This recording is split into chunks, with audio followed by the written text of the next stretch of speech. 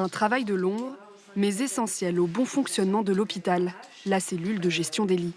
Depuis une semaine, des salles d'opération sont fermées pour libérer des lits. Là, actuellement, il ne me reste plus que 3 lits. Il y a un patient aux urgences en suspicion Covid.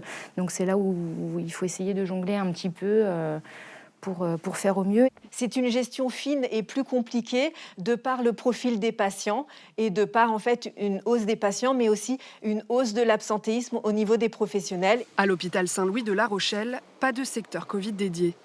Les patients sont répartis dans plusieurs services. Ici, en médecine polyvalente, sont accueillis 6 malades du Covid. Leur état ne nécessite pas d'hospitalisation en réanimation.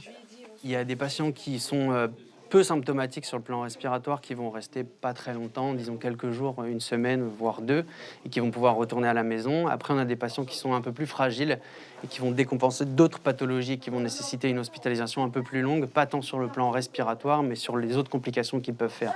Les 16 lits de réanimation sont tous occupés, dont 9 par des patients Covid. Une situation similaire au mois d'août dernier.